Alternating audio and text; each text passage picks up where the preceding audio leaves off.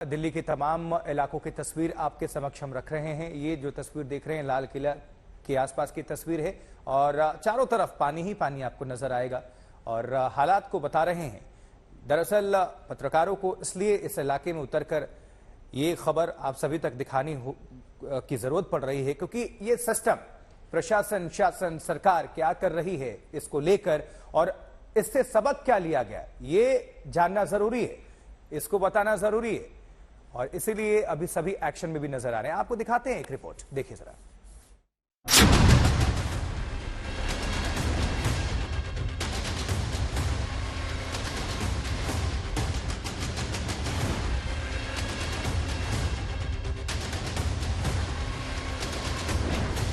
3 दिनों से दिल्ली के सूरत हाल पर कई सवाल कि आखिर क्यों राजधानी की सड़कें ताल तलैया बन गई,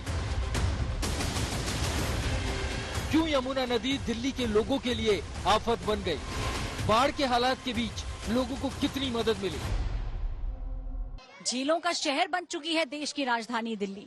लोगों को किस किस कठिनाई का सामना करना पड़ रहा है ये हम सोच भी नहीं सकते हैं। जो आपको पीछे नजर आ रहे हैं रिक्शा खींचते हुए लोग, ये आम लोग हैं। ये एक छोर से दूसरी छोर, ये देखिए नाव भी आपको नजर आएगी। ये वही लोग हैं जो यहाँ रहते हैं। आम आदमी ही आम आदमी की मदद कर रहा है। सवाल उठाए जा रहे हैं अब प्रशासन पे कि प्रशासन आखिर क्या कर रहा था, नेता कहाँ हैं और पॉलिटिकल पार्टीज एक दूसरे पर उंगली उठाने के अलावा इस समय लोगों की मदद किस तरीके से कर रही हैं। यूं तो यमुना नदी का उतरता पानी कुछ राहत के संकेत दे रहा है, लेकिन दिल्ली पर आई मुसीबत पर सियासत का सैलाब उमड़ रहा है और सियासत के इसी सैलाब के बीच खुद को जनता का दुख दर्द का साझेदार बताने नेता बाढ़ प्रभावित इलाकों तक पहुंच रहे हैं, लेकिन यहाँ भी वो जिम्मेदारी से ज्यादा आरोपों वाली सियासत में उलझे पड़े हैं। उपराज्यपाल के साथ दिल्ली के सीएम केजरीवाल पानी की मार से जूझ रहे इलाकों में पहुंचे। इस दौरान उपराज्यपाल ने पीएम मोदी से हुई बातचीत की जानकारी दी, दिल्ली वालों को हर संभव मदद की बात कही। कल प्रधानमंत्री साहब की बात हुई, जैसा आपने करके जानकारी दी थी, क्या कुछ कहा?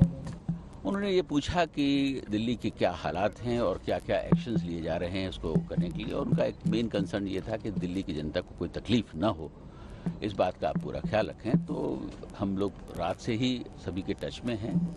सोनिया विहार में भी एक ब्रीच हुआ था, उसको भी टैकल कर लिया गया, यहाँ पर हुआ है, इसको भी हैंडल कर लिया जाएगा। ये एक अनप्रेसिडेंटेड सिचुएशन है और जिसको हम लोग हैंडल कर लेंगे और सभी जो हैं इस पर मिलकर काम कर रहे हैं। लेकिन उपराज्यपाल अभी दिल्ली के हाल पर बात कर ही रहे थे कि दिल्ली सरकार के मंत्री सौरभ भारद्वाज ने एनडीआरएफ की टीमों को लेकर शिकायत कर दी, तो फौरन ही एलजी ने उन्हें आरोपों वाली सियासत से बचने की नसीहत दे दी। एक निवेदन है छोटा सा सर, रात को भी मैंने कई ऑफिसर से स्पेसिफिकली रिक्वेस्ट की कि एनडीआरएफ को बुलाइए, बट सर वो माने नहीं रात को। अब आई है एनडीआरएफ, थैंक यू है, मगर सर रात को आ जाती तो बेहतर हो जाता सर। अश्विनी जी को मैंने कहा, ग्रुप पे लिखा, सीएस साहब भी थे उस पे सर, थोड़ी सी मदद हो जाती सर। मैं सौरभ जी ये कहना चाहूँगा कि ये समय नहीं है कि हम किसी के ऊपर ब्लेम करें या कुछ और टिप्पणी करें। इस वक्त हमें टीम वर्क करने की जरूरत है। साफ है कि जनता के बीच कोई भी अपनी नाकामियों और कमियों को स्वीकारने को तैयार नहीं है। दिल्ली के इस हाल की जिम्मेदारी लेने को तैयार नहीं है। पाल जी हमेशा झूठ बोलते हैं, झूठ की ही खेती किए हैं, अभी भी कर रहे हैं, आगे भी करते रहेंगे यही। इससे ज्यादा उनकी सोच कहीं जाती ही नहीं है। दलील यह है कि हथनी कुंड से 2013 में यमुना में 8.06 लाख क्यूसेक पानी छोड़ा गया था। दिल्ली तब भी इतनी नहीं डूबी।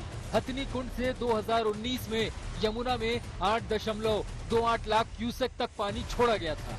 दिल्ली तब भी इतनी नहीं डूबी थी, लेकिन इस बार हथनी कुंड से अधिकतम 3.59 लाख क्यूसेक पानी क्या छोड़ा गया, दिल्ली डूबने लगी। इस राजनीति के बीच यमुना का जलस्तर घटने से दिल्ली वालों को कुछ राहत मिलने की उम्मीद है।